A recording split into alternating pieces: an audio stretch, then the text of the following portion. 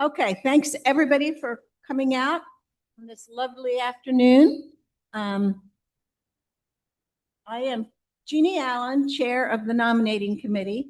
It is our task, our committee, to provide all kinds of education and opportunities to meet the membership for the candidates who are running for the board this year. I'd like to introduce our committee first. I'm Chair. Karen Newman is Secretary. Shelley Williams is a longtime member of this committee. Bassa Olson is our newest member of the committee. Lisa Barujic is, I never say that right, so. And our moderator today is Terry Vickery. She'll be asking questions of the candidates and hearing their responses, as we all. Oh, yeah. Yes, the vice chair is not here. Not Dave Davies.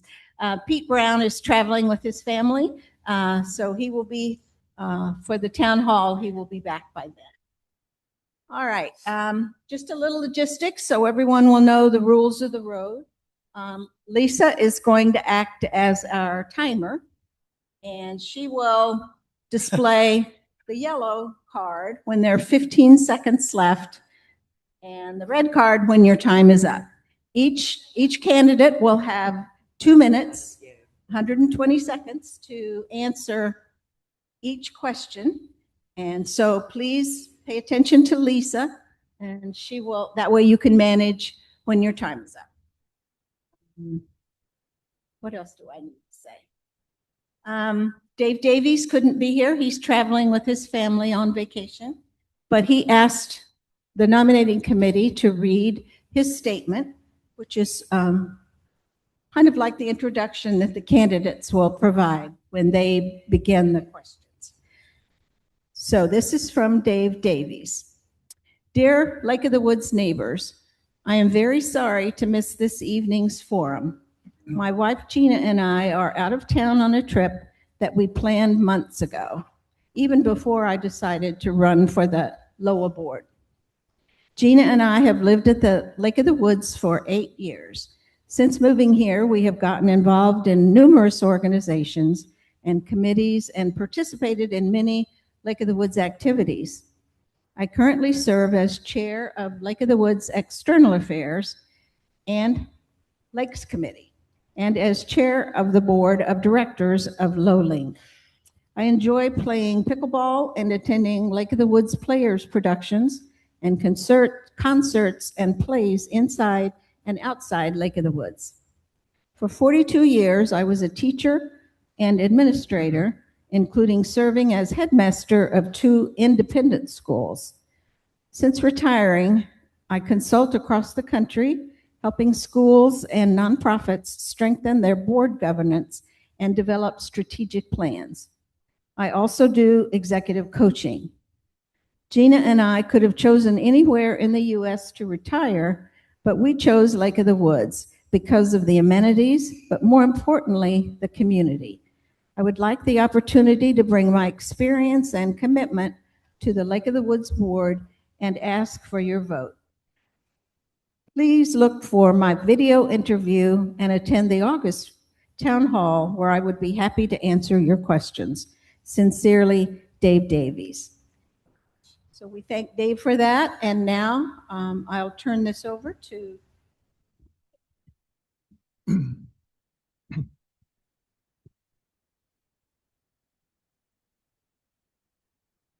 All right, can everyone hear me? Great. So I'm just going to reiterate to start what Jeannie said. Thank you, everyone here as a candidate, for being here, because it takes a lot of courage. And you know that you're putting yourself up for not only a lot of time and energy now, but if you are elected, 1 to 3 years of a lot of work. And no matter what you do, you won't please everyone. And thank you to all of our members, because you know, this is a beautiful day. You could be out doing something else, but you chose to be here because you care. And so we really appreciate that. The questions, as Jeannie said, we have formulated, this committee formulated, but there will be an opportunity for members to ask questions, and I'll tell you that in a second. This event today, there is no Zoom, but it is being recorded by video. So anyone you know who couldn't come here today, encourage them to watch it on YouTube or on the LOWA website, right? It should be up, I would think, in a couple of days. The other opportunity that I mentioned is the candidate town hall. That's on Sunday, August 9th, between 1 and 4 p.m. here in Marion Pronk Hall. At that time, we will take questions from members. We will do it by cards. Members can write their questions down. That way we're not having 5 people ask the same question. That will also be on Zoom, and anyone who attends by Zoom can also ask a question. And that event will also be recorded for anyone who can't attend. Okay? So to state the obvious, this is an opportunity for us to all get to know these candidates, but it is not an opportunity for anyone to say anything inappropriate or vicious or anything of that sort. So, please, let's all be nice. Okay, so 2 minutes, and you're going to set the timer. I think what I'm going to do is I'll start on one end and let everybody answer a question, and then maybe the next time I'll start on the other end. I'm going to try. You are going to have to probably keep me in line because sometimes I get confused and I forget where I was and where I'm supposed to go. But question number 1 is if you could please just introduce yourselves, and within that also tell us what it is you like most about living here at Lake of the Woods.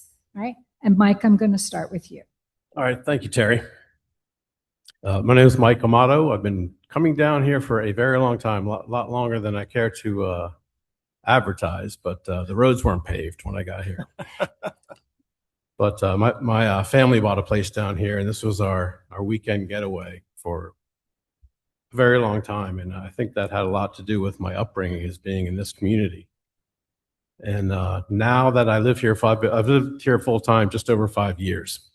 And I believe I've now got the time to put into giving back to the community. And what better way to do that than to run for the board. So I think the amenities is what brought us all down here, one or multiple, and certainly the one that brought me down here was the lake. We've enjoyed watching things change down here and enjoying boating and water skiing and all the sailing. My mom bought a sailboat at one point. We used it about 3 times, but that is in a nutshell what I want to get. Just get into the community more, and what better way to do that than to be on the board. Thank you, Mike. Kathleen. My name is Kathleen Foley. I've been here a little under 5 years, but I'm not counting. The thing that brought me down here was my girlfriend had a really close friend of hers that grew up down here. And so when I was looking to move out of Northern Virginia, she suggested down here, and this is the only place I looked. So I'm glad to be here. I've got fantastic neighbors, and everyone I meet is really, really welcoming. I work full time, so I don't have a whole lot of time to join a lot of the clubs and that kind of stuff, but I still kind of keep my finger in, and I attend meetings, and I read all the stuff that gets posted up on the website, and that about sums it up. Thank you, Kathleen. Joe. My name's Joe Gata, and me and my wife Robin have been living here for 7 years. And mainly the main thing I like about the lake is we've met some wonderful friends out here, met a lot of very nice people, and so I think it's a really great community. And probably our best activities is getting on the water. We love to take our son and daughter-in-law and our daughter and son-in-law and we have 6 granddaughters. So we like to go out and play on the lake. So the lake's very important to us, and It's really a lot of fun. And so that's probably the two most enjoyable things out here to me. And yeah, so it's really a great community. Thanks. Thank you, Joe. Frank? Thank you, Terry. So we purchased our home here in 2020, right when COVID hit, but it was a weekend home. And but within 2 months, it quickly became obvious that it was going to be more than a weekend home because my wife loved it. She got engaged with pickleball, golf, and everything else, and we just kept meeting fantastic people. And of course, it's a great place for the grandkids. It's a great place for making memories. And so we've done a lot of that. We continue to do that. And we continue to meet very nice people. And so having been on the board now for 9 months or so, I want to make sure that Lake of the Woods continues to be a great community. Thank you, Frank. Darcy? Hi. My name's Darcy Jennings, and I've been here about 8 years. We bought our house in 2015, but didn't move in until end of 17. My husband loved it here before he died because he got to go to the dump every day, and he thought that was the coolest thing ever. One of the things that we did find out is the people here are very friendly, and there's a lot of things you can be involved in. And as my father would say, if you're going to complain about something, do something. Don't just complain. And that's part of the reason I'm running again. I also wanted to say that we have, during COVID, it was really tough talking to anybody. I love talking to my husband, but not all the time. So we decided to get our neighbors together, and we put little cards outside their door that said, sip, sip.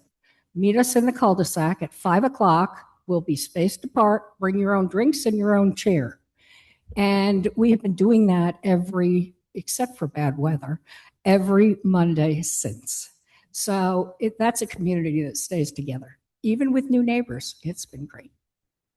Thank you, Darcy. Fred?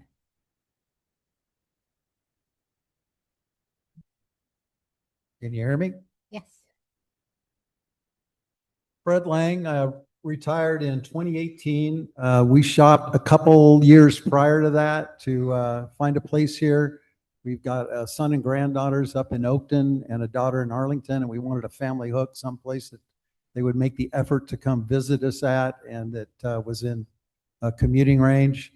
Honestly, I had no real vision of what I was going to do in my retirement. But once we got down here, did a few renovations, started meeting people, got involved in the pickleball community. It just kind of took off from there. Great, great people. Haven't met anyone really. Maybe there's somebody on social media, but I haven't met anybody else that that I just don't love and get along with. And it's just been a great community. So what I like about it is the variety. If you look in the lake currents, you can see there's something for everybody, and it doesn't take long to find some niche. And I just think that's great. Also, we've got the Civil War stuff around here, and we've got some great wineries. And again, with the people, it's just a great place to plant yourself in my retired years. Thank you, Fred. Alan? Good afternoon, everyone. My name's Alan McDougall, and in 1984, I married the most amazing woman, Carol McDougall, right here in the front.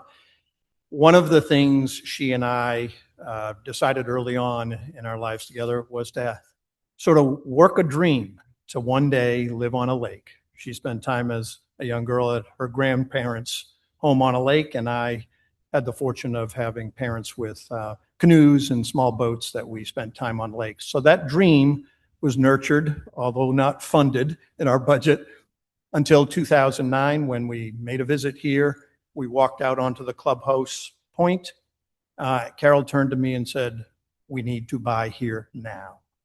That dream came true less than 6 months later when we purchased in 2010. We've been members since, full-time, up through the summer of 2024. There are so many fantastic things about this lake, but the first and foremost, and several of the candidates have already mentioned it, is this community is a community of people who care about each other, about the opportunities they have here. We lived and worked up in Northern Virginia and DC area. You all know, if you've spent any time up there, how congested and dense, how beautiful and quiet and different it is here. And the extraordinary opportunities of a vibrant community is what attracted us, and it's why we bought and have now fully retired here to Lake of the Woods. Thank you. Thank you, Alan. Last but not least, Tippy. I'm Tippy Sharp. Reason we moved here 3 years ago, I have a brother down in North Carolina, has a place on the lake. And I saw how much fun his grandkids were having. I said, I want my grandkids to have much fun. So that's why we moved here. We love it here. So thank you very much for having us, being a welcoming community. Thank you very much. Okay. The next question is, what do you feel is the most pressing issue here at Lake of the Woods? And how would you address that issue? And we'll start with Kathleen. I thought we were going to start down at that end. Yeah, but he just talked. We'll start with him next. Okay. So I believe we all agree that our finances are the number one thing that we need to look into around here. I know that we do an audit every year. And I'm not sure that I'm satisfied with any of the answers I've been getting or reading or any of the documentation that's posted when we see some of the reports or listen to some of the meetings that have been going on. I still have a lot of questions. So that would be the number one thing that I think we need to look into. And how would you address that then? Well, you need some checks and balances. And from what I've been reading in the current organizational documents, there was supposed to be an assistant treasurer who was supposed to do some checks and balances. I'm not sure if there's somebody on the committee right now, on the finance committee, who takes on that role and responsibility. If there's not, I don't understand why not, because it's in our working documents. I mean, there's a lot of people in this community that are a lot better at finances, I think, and we all do budgets, right? We all have to live within whatever our income is. We can't just willy-nilly spend stuff, and I don't understand why the current board is doing that, honestly. Thank you, Kathleen. Joe. I agree that finances are one of the issues that needs to be brought under control. For me personally, I think the way what I would suggest we do about it, I wouldn't do any major projects until all the major projects that we have are finished and paid for. Which are right there, the revenue we've spent between Patrick Henry and the main gate. If we're not doing any projects, our dues wouldn't have to go up at all. And we probably wind up with a surplus for the next fiscal year. So I think we can put them on hold. And there's a lot of smaller projects we need to do. Of course, all the necessary things have to be done as far as, to dredging the lake and, then all the other hard expenses of the community. But, I think we can just do a much better job. A lot of the things need to be done, but there's a timing involved. There's a right time to do certain projects, and we can do them at a time when we have the money, not just continue to raise dues just to do more projects. The second thing I think needs to be addressed is RSA. They've polluted our lake so many times and nothing seems to get done about it. I know there's a big thing to redo all the pump stations, and but of course it hasn't started yet. But it's not only that, but the water issues with this constant brown water. I was actually building a deck for a man today, getting a hot tub put on it. They started to fill the hot tub. They got about 150 gallons of water in it, and it was all brown. He called the RSA and asked him, what can we do about it? And he said, well, just run your water for 2 more hours. And, it's just not a good answer to the problem, a continued problem that over all these many years has never been addressed. Never has been solved. And so what would we do to that? I don't have the exact answer of what the course of action is, but it ought to be a priority. We need to keep our lake clean, and we need to have good water. Thank you. Thank you, Joe. Frank. Okay, so from a number one standpoint, I think, we're coming up to 60 years of age here in this community. It's the infrastructure. And, I agree with Joe on the projects and kind of slowing those down, which is exactly what the board did this year, for the reason that we need to take a pause. We need to look and make sure that we can actually handle what's in front of us. But more importantly, we need to focus on the culverts and the roads and the things that are affecting our lakes. And those have been ignored principally for a long time.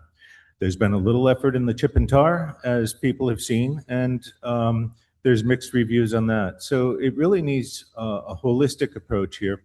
And fortunately, what I am seeing is our current GM has brought staff in that is very knowledgeable in these areas, and we will start to see improvements in our capability to perform these things.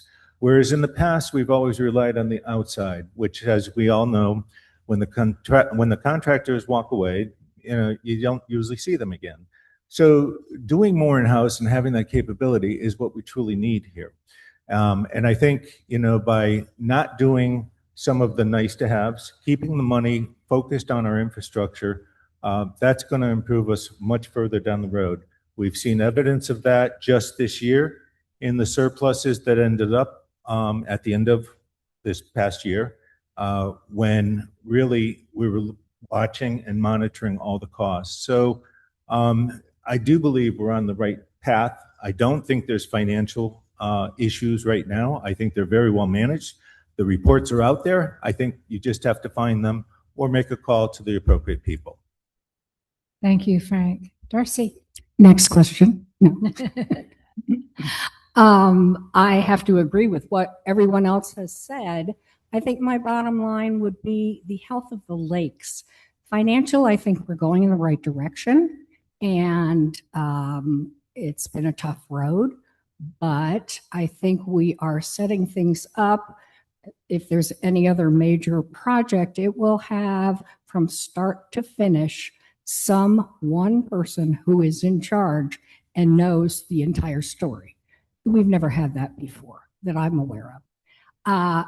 The health of the lakes, we're very lucky to have Keegan. He's brought in people from Virginia Tech, and we're lucky to have Holly as well. And under Bernie's supervision, we're accomplishing a lot of things. I did at one point turn my car into a ditch, not on purpose, but I thought, okay, I got a call. I can't damage this ditch. I called security and they came out and got me out. But my first thought was, oh my gosh, Keegan's going to kill me. I'm going to wreck his ditch. So there's a lot of work to be done for infrastructure. And like everybody said, finances, I think we're going in the right direction, and that is a real positive. But we've got a long way to go on a lot of other things. Thank you, Darcy. Brad? So I'd like to parrot Frank's assessment of the progress that we're making. We do have an assistant finance person that is designated to support the board, and that is Dan Porter. He's doing that, so that's in place. The RSA issue is a real one, and we are all affected by it, and we need to extend our reach outside the community to take care of that. It's just not under LOWA's control.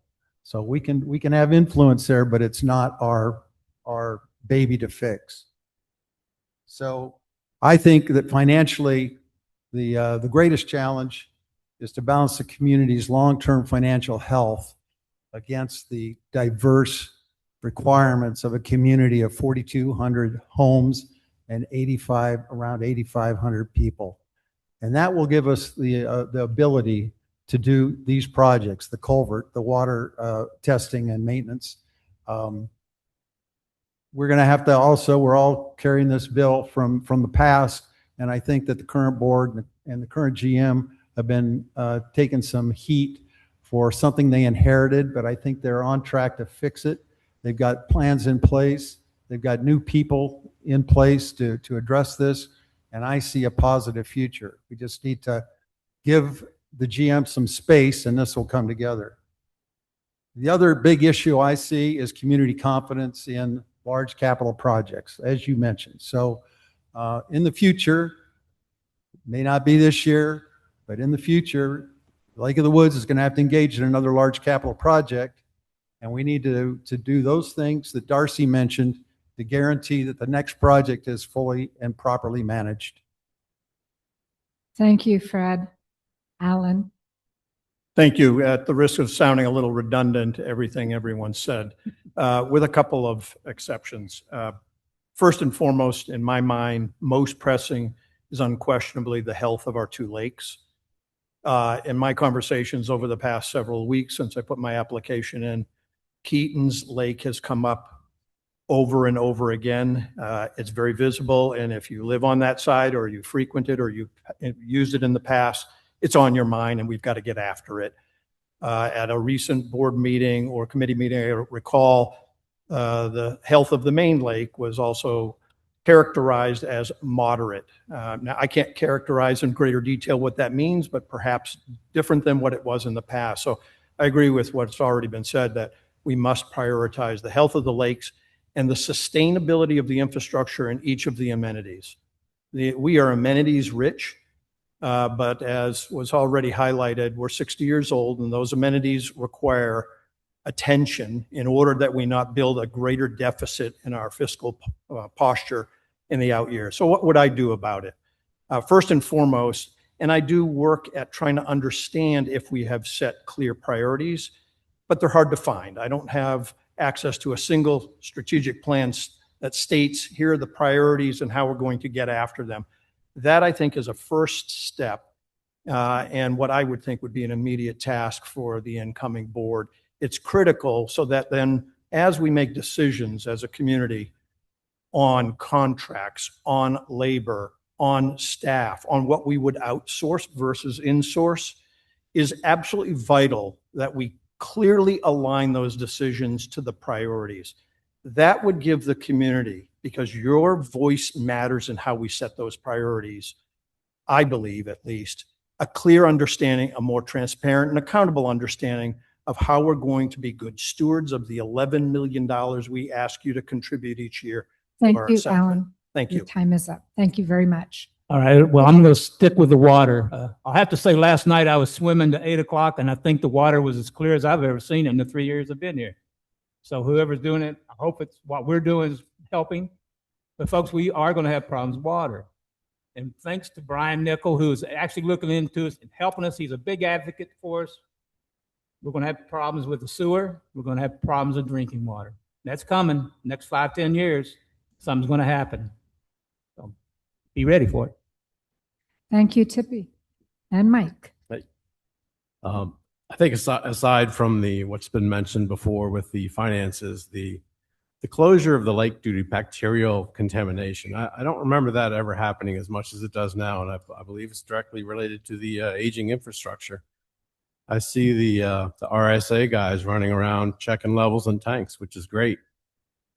And I think if you go near any of the pumping stations, you can certainly tell that there's work that needs to be done there. And nobody wants to be on a lake with bacterial infections in it and having it closed from time to time. Fortunately, it doesn't happen all that often, but I don't remember it hardly ever happening before. And I think that's a direct relationship to the age of this place. And we're going to have to start prioritizing getting that stuff, getting a handle on it, at least get some estimates and see what we're up against. Thank you. Thank you, Mike. Okay, as promised, Kathleen, we will now go to Tippy. So Tippy, and all of you, what motivated you to run for the board? And what specifically do you hope to accomplish by being on the board? Very good. I'll probably make some people mad here. I attended several of the meetings, January, February, March, and I was just ticked off. I couldn't believe how the board was acting. One was looking this way, the other's looking that way. It was bad, really bad. I said, well, maybe it's just a bad night. I came back next month, didn't get much better. Last month, I thought was the best month they had, and that's still stretched out to 5 or 7 hours, whatever it was. Way I can help is I get along with people. I don't care. I don't know if you saw my bio. I worked with people with elementary education, PhDs. I like them all, learn from them all. I get along with people. People like me, I like them. I'm a happy person. I try to be happy. I'll try to make you happy. And that's it. Thank you, Tippy. All right, we'll go to Alan. Thank you, Terry. Thank you, Tippy. It wasn't quite the same motivation as members since 2010. While I haven't been as active until recently when I retired, I love being in this vibrant community, and I want it to be, as it was established nearly 60 years ago, the kind of community that would attract future generations to come to. And so at the end of the day, contributing in some manner, I think is a core task, or at least a core part of who I am. And the volunteerism here is strong. I love to see the participation, the debates in some cases, they maybe get a little out of control, as to be highlighted. But the point is that this is the kind of community we chose to live in, and I want to live in. And for me, that was the core motivation. I have a lot of years in the federal service, working a very broad set of complex issues, served on numerous boards in the intelligence community, U.S. government. And what it taught me is that it takes commitment, dedication, and an eagerness to understand what the problem specifically is, and then to develop practical solutions. We owe that to the members, and the board and the committees and the management and staff owe that to each and every member, and the members in return owe it back to them. It's a dialogue that I believe I can contribute to, and that I suspect whatever the makeup of the board is, we'll be eager to get after. Because as I said a few minutes ago, the priority needs here are really essential.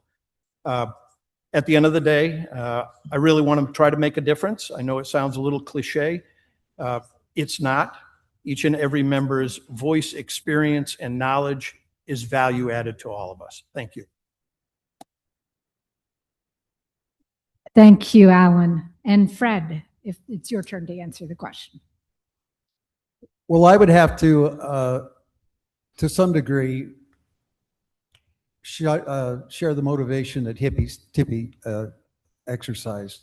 When the last couple of board meetings I was in here, very little collegiality. There's obviously some tension going on, and it needs to be fixed. And people need to get along better and work better as a team. And I've served the community here, serving my pickleball friends for the last 7-8 years. We all get along. We got a diverse community. We got different priorities. We got experienced people. We got no experienced people. We got an outreach program to bring new people in. And so I don't know. I feel good about getting along with people too. I think it's a pretty happy group. People bring ideas in, and we adopt them and make people happy. The other thing that gives me a perspective on the community is my efforts at Low Lake. So I have a broader perspective of this community than many, because I go into a lot of houses that people may not appreciate.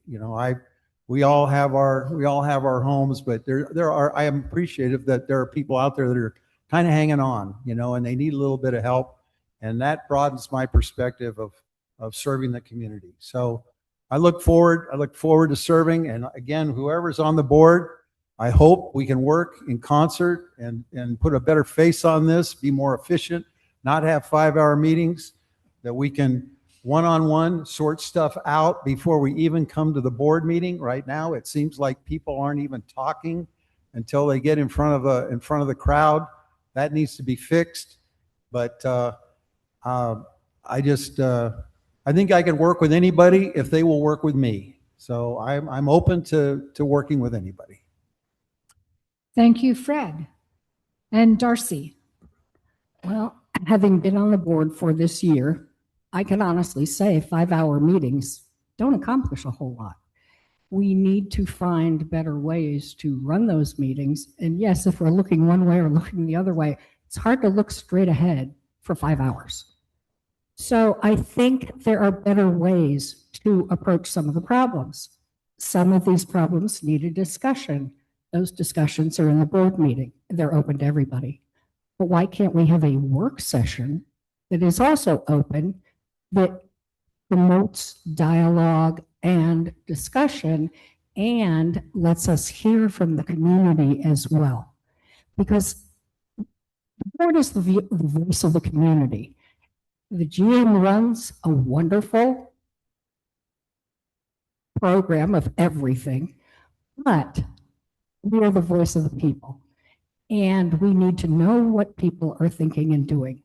One of the things I have found is I think 38% of this community is retired. That isn't necessarily what's represented in this room. There's a whole lot of other people. What are we doing for the families in this community? How can we get very busy people involved in something and get the kids' activities kinds of things? Again, I don't necessarily have answers, but I think these things really, really need to be addressed. Thank you, Darcy. Now we'll move on to Frank. Okay, so motivation for running for the board. I mean, I'm on the board currently. I was asked to join in September, which I did. Great experience, and you see a lot of different things within the community. And I have seen a lot of progress being made in many areas. Some will disagree, but there's been, we're trying to close up major projects like Patrick Henry and the front gate. These are things that were inherited, and people do not understand necessarily the complexity that goes into these things. And so there's a lot of different working teams that have to come together, and we're now finally getting the resources to make that happen.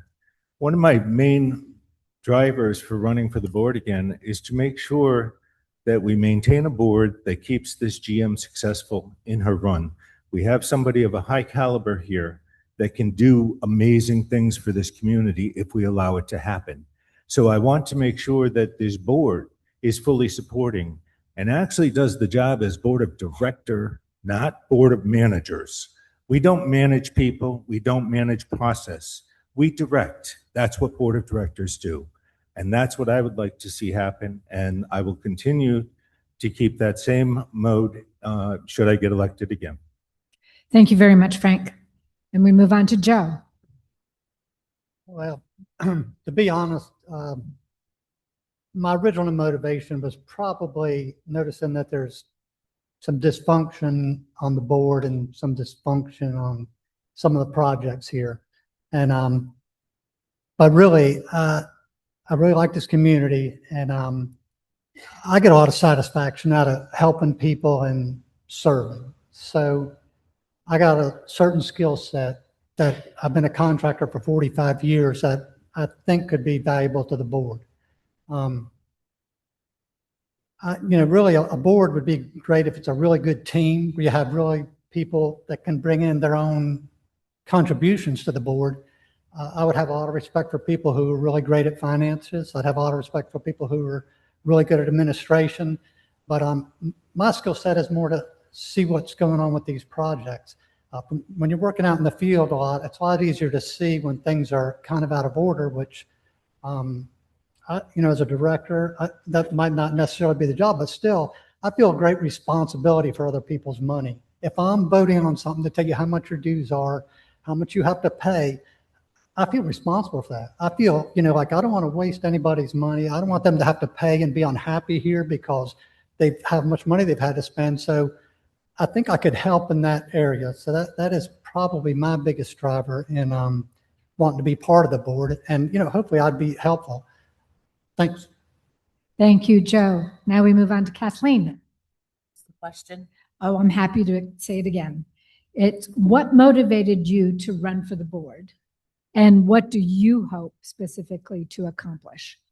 Okay, what motivated me to run for the board? So I am one who cannot complain if I don't step up and try and help or listen to what's going on. One of the things that I've taught my kids, I've volunteered on numerous different projects and committees, both professionally and as a lifetime Girl Scout volunteer.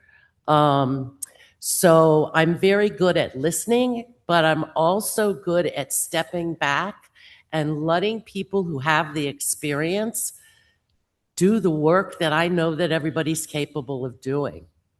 We have a lot of good resources here in the lake, and I'm sure most of the people in this room have good feedback, and we need to be better at listening about that. I also agree that I am astonished. I mean, I can't even fathom these 5-hour meetings. I've never in my life had a 5-hour meeting or a 6-hour meeting. I mean, what are we doing?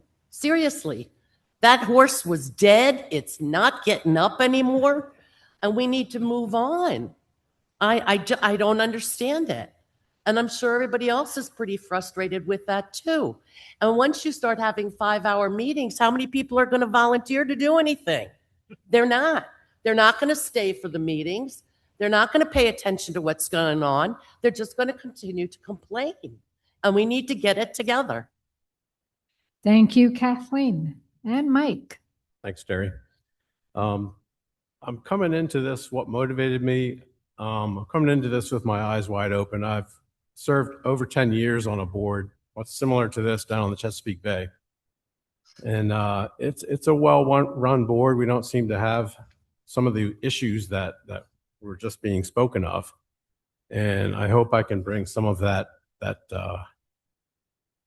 method here, and maybe we can start getting along a little bit better. I consider myself a excellent problem solver. I've been an engineer for over 40 years, and that's the job. Here's a problem, solve it. And we don't solve them by themselves. So I always have to work with people, and I feel like I get along great with most people I work with. Capital most. So yeah, I just hoped, I like our vision statement for the board to promote the welfare of the members. And that is probably primarily what I would like to contribute once I get on the board. Thank you, Mike. All right, we are going to continue with how I've been doing it, and we'll start the next question with Alan. Okay, so Alan and the rest of you, what do you consider your strengths to be, and how do you think that those strengths will enable you to be successful on the board? Thank you, Terry. I'm going to tell a real quick story because I know we're limited to 120 seconds. Long time ago, I had my first or second boss pulled a group of us together and said, as you get assigned to your first set of tasks, remember this first and foremost. Those who you have on your team are going to bring the skills, the knowledge, the abilities, their experiences to bear on this particular project. But one of the first questions you ought to ask is, what do you not have that if you did, and maybe it's another person, maybe it's technology, maybe it's process or policy, maybe it's additional resources. If you had those, how would that make you more successful? Ask a different set of questions. In my mind, that was absolutely vital advice to me. In my career, I've worked a wide range of interagency issues on behalf of our nation in the national security field. While I can't describe much of it for you, what I can tell you is the most important ingredient for me each and every day was what you did to understand how you could enable the team, the management, the staff, the operators on through successful. It was mentioned a little bit ago. The board's job is to be very clear about the guidance, the priorities, and the direction that's reflective of the members of this wonderful community.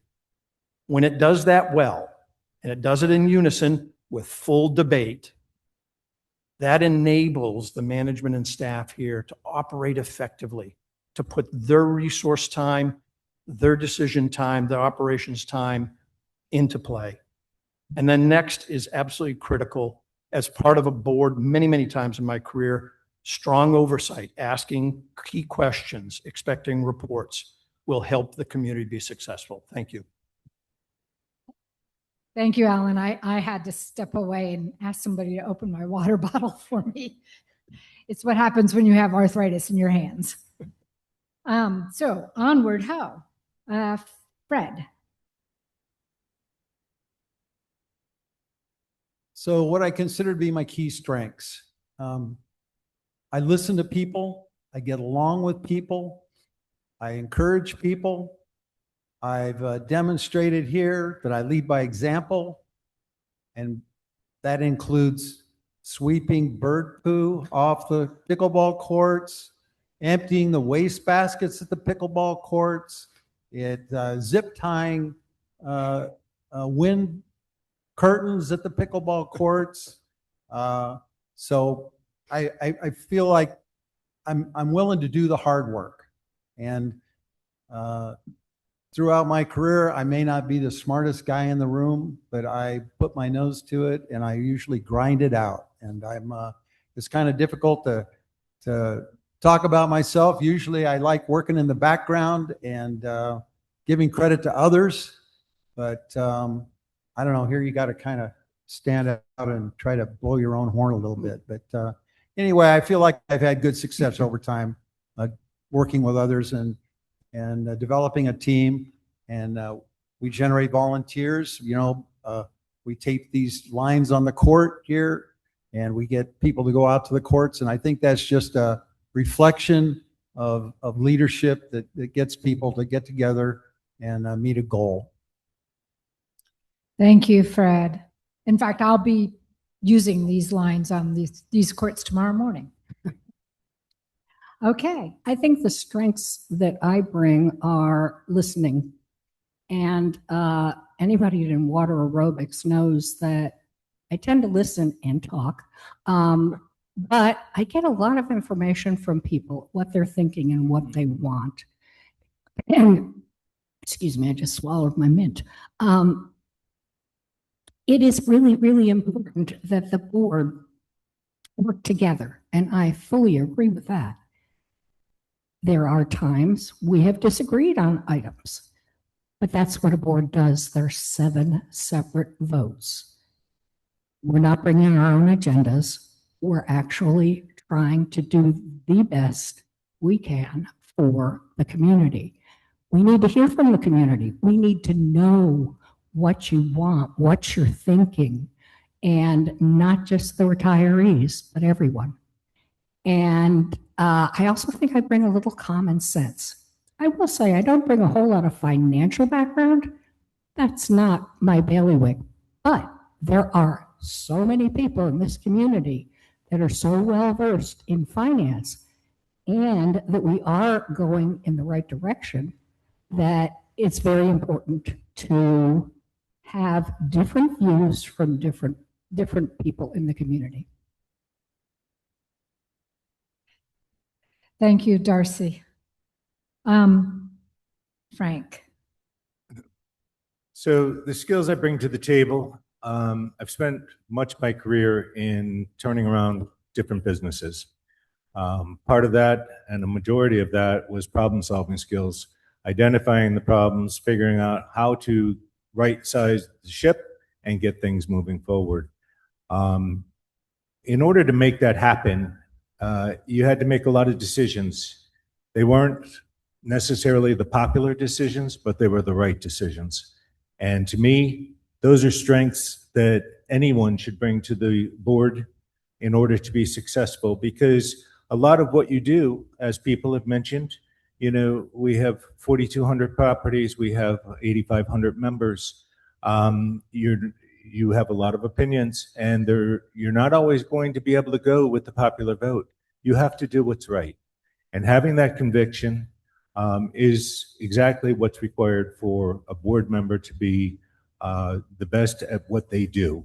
And I think I bring those to the table. I've proven that through my voting records, and that I will continue to do so. Thank you, Frank.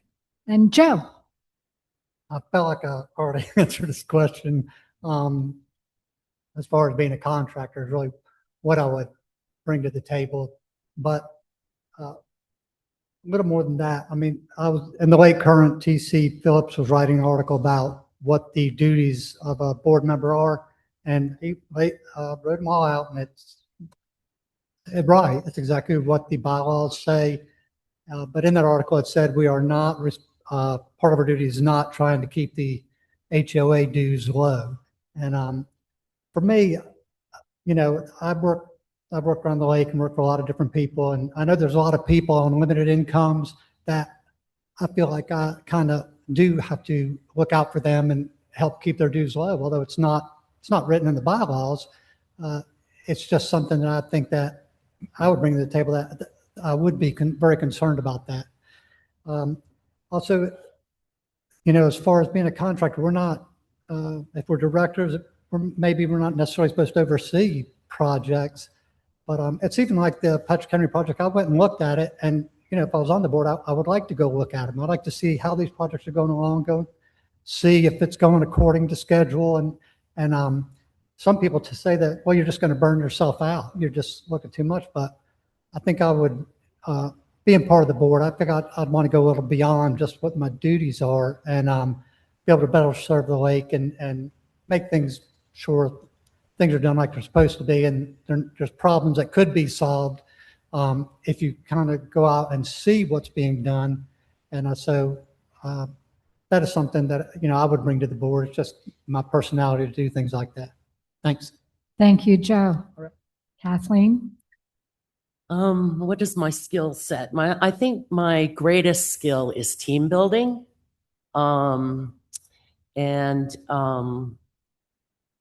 Just as an example, I currently run a woman-owned small business, but every one of my employees has a maximum of 25 years with me. So I must be doing something right. I do not micromanage because everybody knows what their jobs are, and they're very capable of doing it.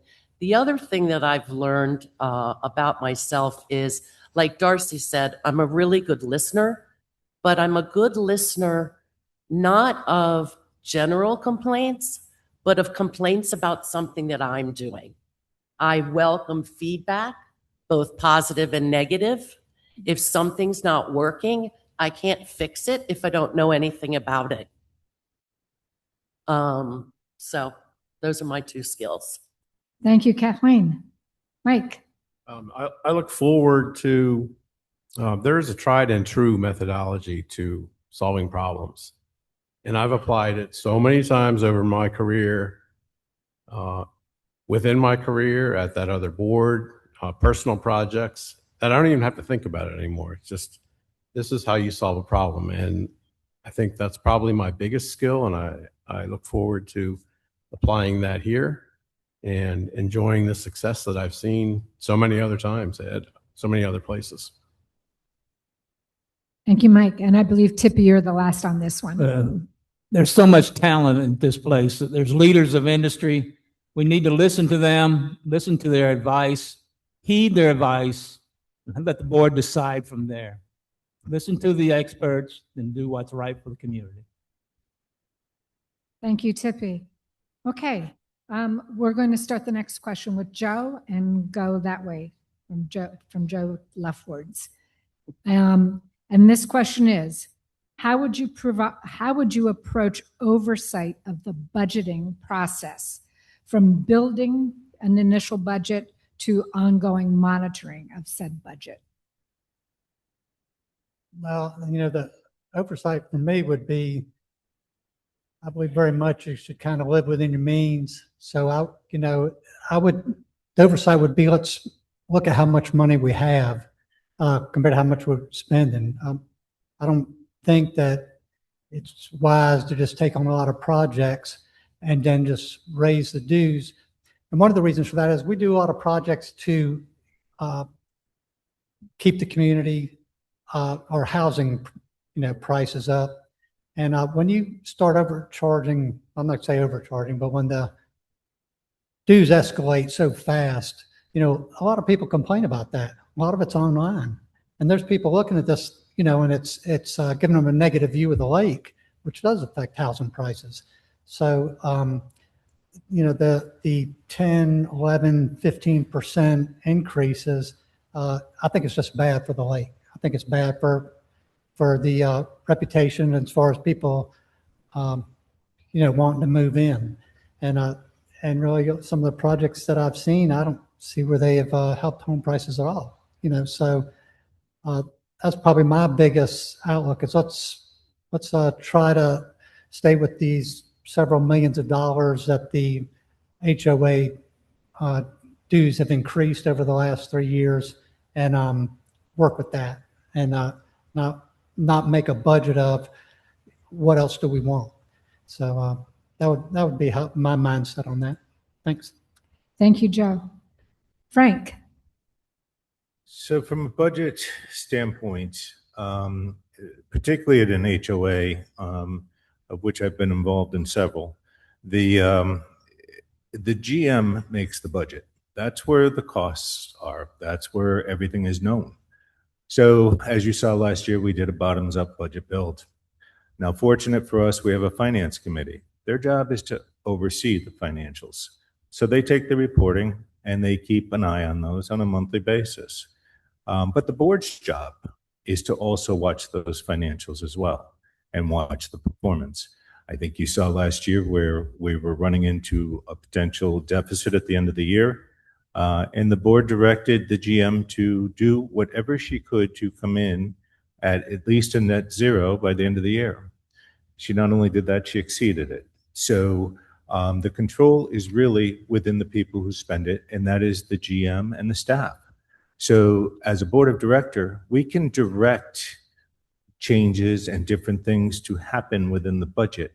But the reality is we have spend here, we have costs, and the people that own all those, which is our staff and our GM, need to put all those together.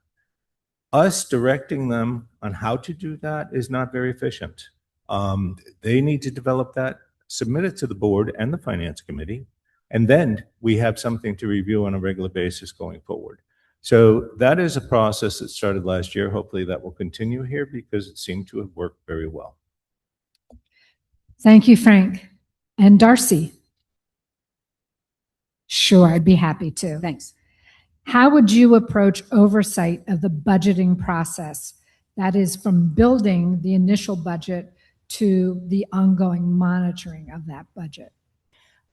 Obviously, that's one of our main points. And I think we are going in the right direction. When the vote came up about our assessment, and there were a lot of voices about that assessment, including at least 12 people that stood up at the podium and said, it's too much. How can we trim it back? What can we do? So when it came to a vote, it was clear to me in a sense that there were two compromises offered, and we didn't look at those.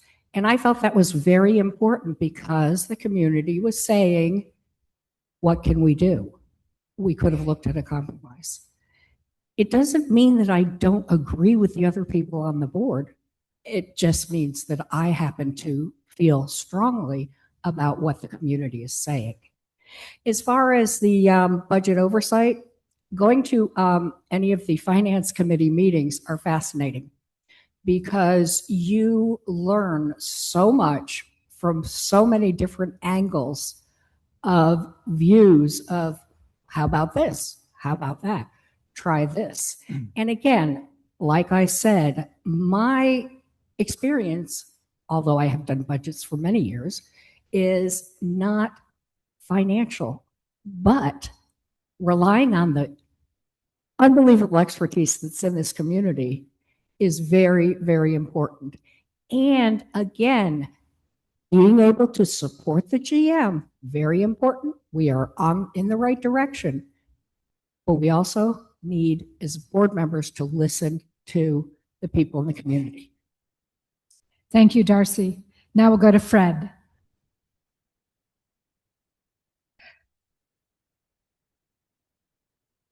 So when you develop the budget, you have to find out what it is you have to have for the year. And you're going to have to generate those numbers. And there's you're legally obligated to provide a budget that is going to pay for your obligations.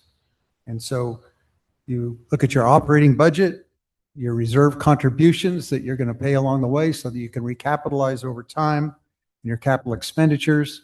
And then the GM is going to generate a budget. The finance committee is going to provide advice on alternatives along the way. And you can make some choices. You can make some trade-offs, kind of like they did before.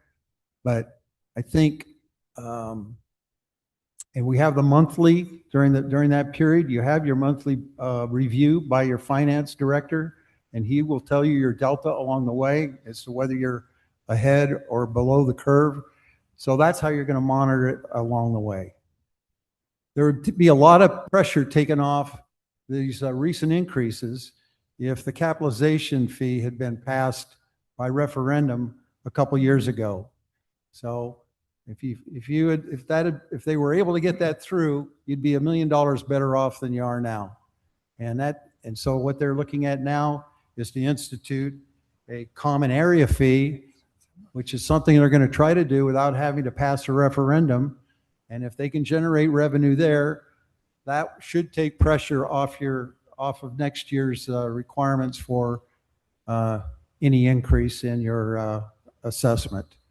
So complex finance committee, a lot of smart people involved, and we'll make a call on it. Thank you, Fred. All right, Alan. Fred, you stole my talking point. Just kidding. I wish. Maybe he read your notes. Yeah, it's a great question. And quite honestly, it's a vitally important question. We are a small community, but it's a complex set of tasks. And the board has to be very clear that it's providing not only strategic direction, but at the end of the day, that oversight so that management and the operations can be executed in a manner that the membership in the community can have confidence and predictability to some degree. There are always hard choices. There will continue to be hard choices. There are many of them in front of us.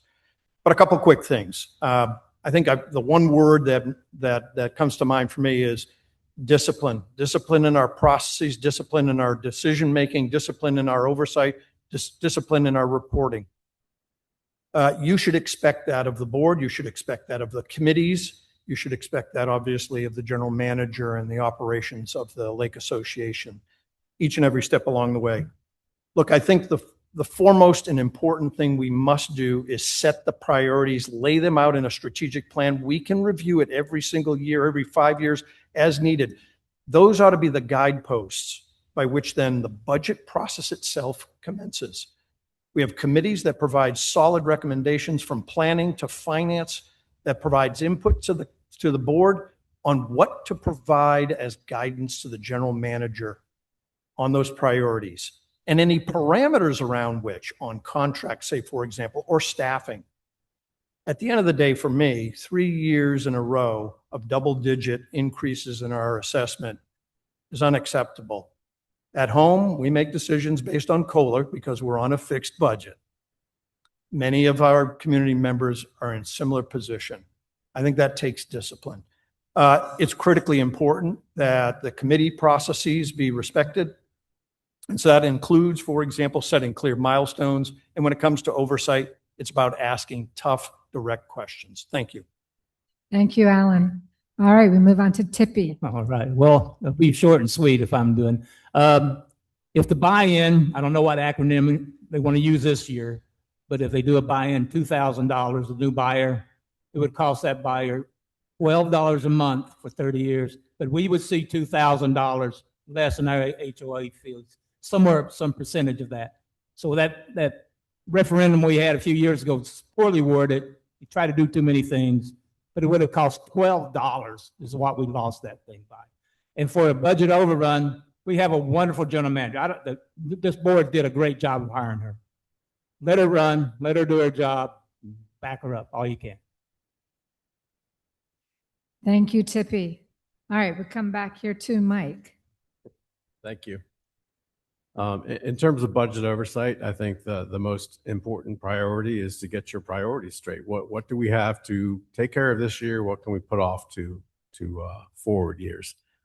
And I believe we can, the committees come up with a lot of good recommendations.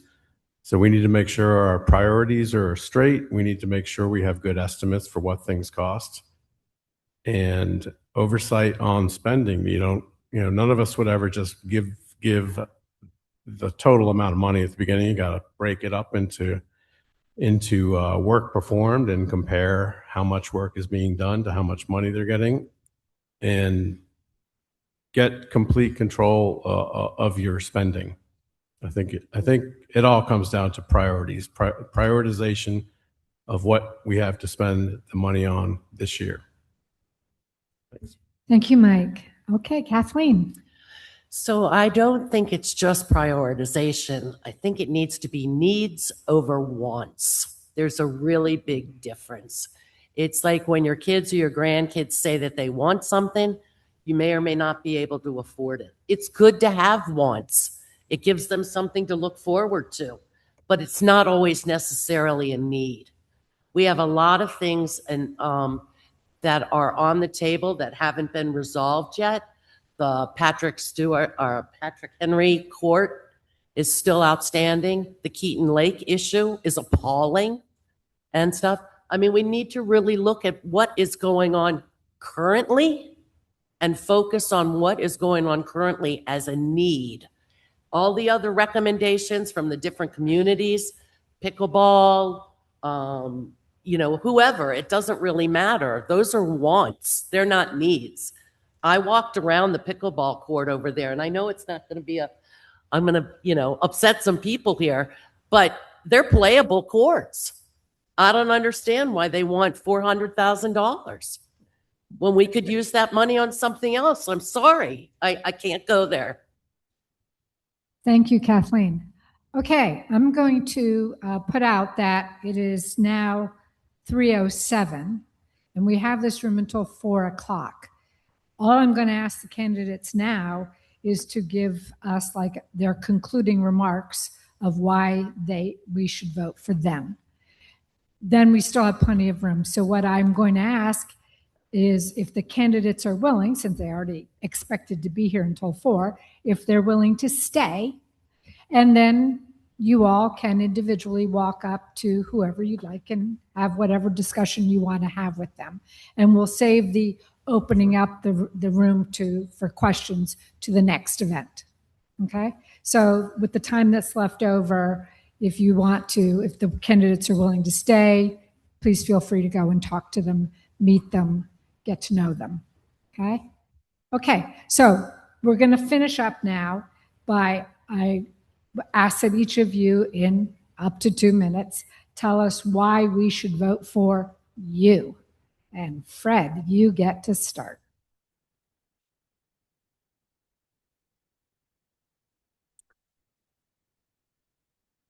I have my heart in it. I love this community. I want to serve it. I want to make the best contribution I can. And I'm willing to do the hard work. I'm going to use the rest of my time to address the pickleball thing. We got an audience here. A lot of crap on social media. I am not the current president of the pickleball club. I have not approached the board of directors with a proposal for a $400,000 court bill. What we have done over the last couple of years is collect information, and we've coordinated with planning, M&E, finance, and whoever, and we have said we are available. When you want to stand up a working group, we are available. The board has held that in abeyance because the timing's not right. We have not proposed a $400,000 pickleball court. And even if we did, the number is 267, not 400. But I think given everything, I think they're going to do an assessment, and I think smart people, engineers, and they will sequence this into when the community is ready for it, and that's the way it'll go. And so You can thank us for having a 2-year head start of collecting information, talking to contractors, getting a geotech survey paid for by the club. And that's the truth of this. And somebody needs to shut some social media down. Fred, thank you. And Darcy, hold on. And just, we have reserve reports. They used to be called Miller Dotson. They're now called DMA. If you go in there, that asset, along with every other asset in this community, is on that report with an estimate of how long it can live, how many years it's already lived, how many years it's got to go, and what it would cost to repair it or replace it. So that item is on that report, along with everything in this room and every building on this property. So thank you, Fred. Sort of like the maintenance on your house. You don't necessarily expect that gutter to leak, but it does. So sometimes you have to address things a little out of order. I think that my priorities, again, are to listen to the community. And I think there's a lot of positives that we can do to help some of the situations. A simple one somebody suggested, the e-bikes. That's a big issue. Alex did an incredible job on putting together all the information on e-bikes and the 3 different kinds. And it's all online. It's well worth looking at. But what about, instead of having security always going out and saying, you're not wearing a helmet, you're going too fast, how about if they find somebody who's wearing a helmet and riding like they're supposed to, give them a certificate for ice cream? I know that sounds really small, but that's how you're going to change behavior. And I think that's important. And again, I can't say where the $5 would come from. I haven't looked at the budget for that. But I think there are very many alternative ways to look at how we can best approach keeping our community, the community that we love and that we want to keep. But there is a lot of upkeep. And I would like to have the opportunity to continue to make some positive changes. And there have been positive changes. Thank you, Darcy. Now we'll move on to Frank. Thank you. So I do believe, as I've said, I've been on the board since September, and truly my voting record will speak for itself. I think this year alone, in our controlling costs and what we have done, this is probably the lowest year on record on approving capital. It was a $40,000 approval this year, 20,000 of which is actually earmarked for next year. That has not happened here in quite some time. So this board has been fiscally responsible. It is staying on track with trying to make sure that we monitor all the expenses. We have approved a new systems management software to come in, which Bernie and her team are working on diligently to get installed as quickly as they can. Never fast enough for us, but it will happen. And the reason to vote for me is because of that. I took on Patrick Henry. That is not a popular project, as we all know. And we will get it finished. I'd like to see that through. That would be a great success for all of us, but it was riddled with many different problems. So my job here is to try and do whatever I can to make LOWA a great success. And we've been working on that now, and I'd like to continue that going forward. And with your vote, we'll be able to make that happen. So I appreciate your time today. Thank you, Frank. All right, we'll move on to Joe. Well, like I said before, I think a reason why you would possibly vote for me is the skill set I have as far as being a contractor. I think a lot of these projects, a lot of problems could have been foreseen before they ever came up. There's a lot of testing you can do to find out a lot of things on that particular project that they should have already been known. And I'm the type of person that if a contractor's done such a pitiful job, I would just take them out of the database. I wouldn't use them anymore. We need to have a good database with really good contractors, search out better contractors who are going to do jobs on time and in budget. And so I think I would be able to help out in that area. There's other people on the board who could help out in a lot of other areas, but for me, that's why I would vote for me, is because of the skill set that I have in that area. So I'd appreciate your vote. If I can help, I certainly will. I desire to serve the community.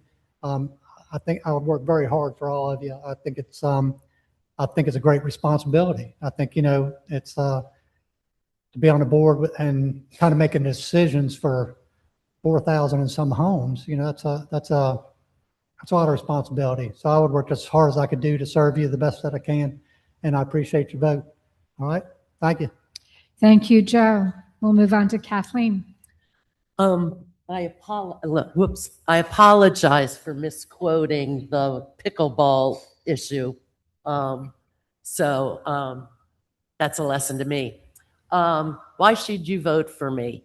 I'm willing to do the hard work. I'm willing to learn. I'm willing to admit if I'm wrong on something. I know there's a lot of good people in this community that we can depend on that have skill sets that are different than me. And I'm willing to listen to what they have to say. Thank you. Thank you, Kathleen. Mike.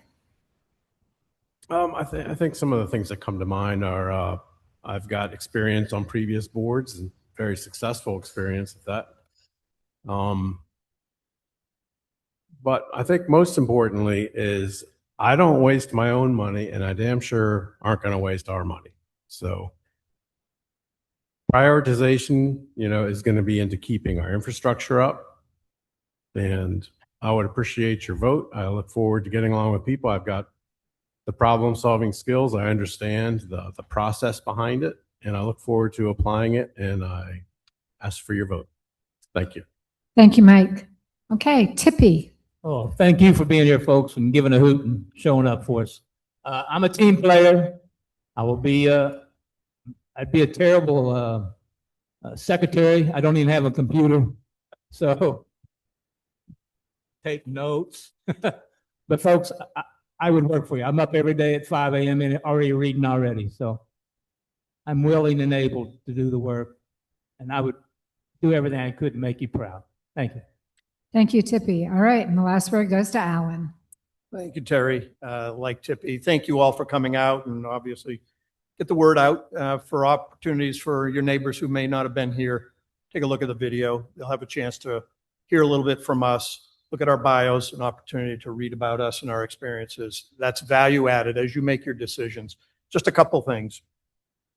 Keeping this community vibrant and attractive as it was to Carol and I in 2009 when we decided to make this our home. And it is our home. We love it here. We love this community, and we want to continue to give back and enjoy every part of it, especially our friends and neighbors and the processes we have available to us. I'm a practical person. I like to solve problems. It's what I did for my entire career. Mike said it a couple times. When you work in federal service, there's very little room for the wants. It's all about the needs. And that's what our community needs to focus on, from priorities to day in and day out oversight and execution and decisions for the future. I believe I can help the next board be successful because I have some experiences, I have some views and perspectives, but most importantly, I respect others. And bringing to the table each and every voice is what matters. Then the board can make the most confident and effective decisions possible. Thank you. Thank you. All right. Just a reminder, our next event is a town hall on Sunday, August 9th from 1 to 4 o'clock here in Marion Prunk Hall. That's where members will have opportunities to submit questions in writing that will be asked of the candidates. So before we break up and you all just chat with whichever candidate you want to get to know, let's have a round of applause for all of them.